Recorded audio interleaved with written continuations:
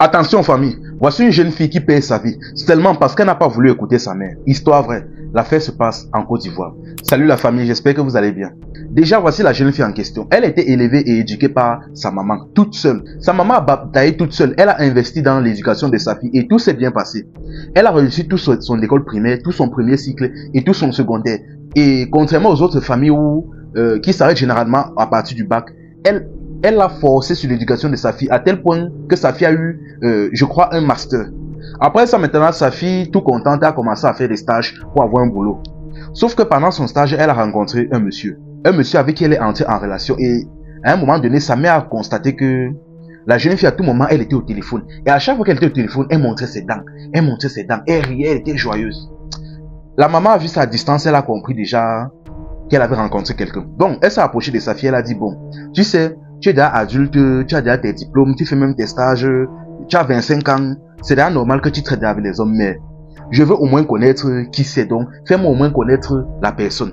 C'est pas bon que tu traites avec quelqu'un, mais moi je ne suis pas au courant. Sa fille a dit qu'il n'y a pas de problème, donc ils en ont programmé dans une soirée et elle lui a présenté à son copain. Son copain est venu à la maison, elle lui a présenté. Mais dès que la maman a vu le copain, ça a tiqué dans sa tête. Quand elle a vu le gars, ça a tiqué dans sa tête. Mais elle n'a pas parlé. Elle a fait comme s'il n'y avait rien. Ils ont passé une bonne soirée. Et quand la soirée est terminée et que le jeune en question est parti, la fille a demandé à sa mère que finalement tu le trouves comment, il est comment. Elle a dit que non. Ma fille, franchement, pardon, arrête ta relation avec le gars là. Elle dit que mais comment ça? Elle dit que non. Comme j'ai vu le gars là, franchement, la forme de sa tête, son regard, moi, je ne le sens pas bien. Mes esprits me mettent en alerte. Le type là n'est pas une bonne personne. Franchement, quitte avec lui, fuyons les problèmes. La fille a essayé de discuter. La mère a insisté. Finalement, elle a dit que j'ai compris.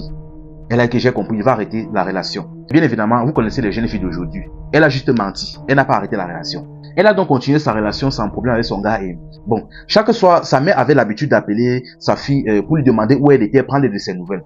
Mais un jour, alors qu'elle était là à la maison, elle a eu comme un mauvais pressentiment, comme si quelque chose la poussait à appeler sa fille. Donc ce n'était pas comme d'habitude, quelque chose la poussait à appeler sa fille. Là, elle a pris le téléphone, elle a appelé sa fille, elle a dit que c'est comment tu vas dire, il dit que mais tu es où? Elle dit que je suis à la maison. Il dit que pardon, faisons l'appel vidéo, je veux voir si tu es vraiment à la maison et on va causer.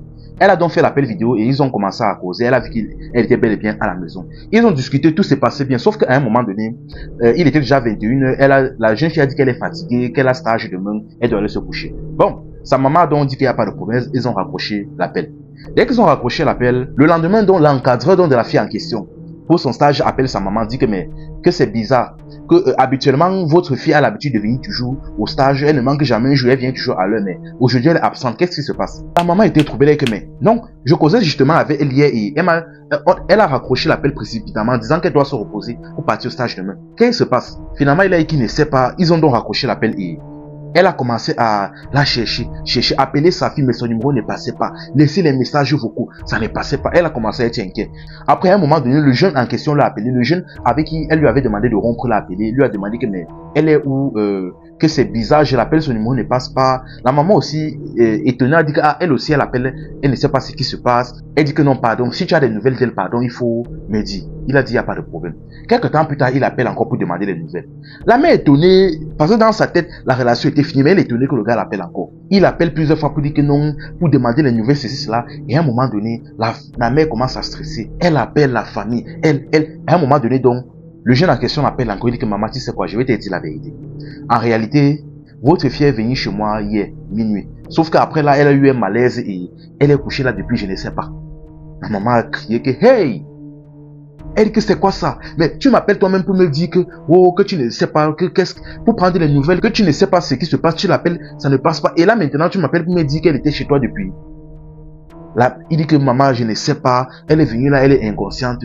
Finalement, la maman est descendue chez le monsieur en question, en délégation. Elle a ramené la famille, ils sont descendus en délégation chez le monsieur. Mais une fois chez le monsieur, quand elle arrive, elle voit que sa fille est emballée dans des draps. Elle est emballée dans des draps blancs. Complètement le corps inerte, elle était déjà décédée. Et quand la famille entre, on insiste, on bouscule un peu le monsieur, on fouille la maison, on se rend compte que le monsieur avait des trucs utilisés généralement pour des rituels. Il avait des médicaments, certains remèdes traditionnels, des écorces, des gris-gris, des canaris bizarres chez lui. Là, on a compris de quoi il s'agissait. On a rapidement appelé la police et... Sauf que chose encore plus bizarre que, malgré qu'on a appelé la police, malgré qu'on ait récupéré le monsieur n'est ni en prison, on ne sait pas s'il y a une enquête ou quoi que ce soit, rien. La maman en ce moment est en train de crier, de pleurer justice pour sa fille. Et on ne sait même pas ce qu'il a fait à la fille là. On ne sait même pas ce qu'il a fait avant qu'elle ne décède, ce qu'il a pratiqué sur elle. Ah, franchement, la famille. Souvent, écouter aussi les parents, c'est bien. Hein.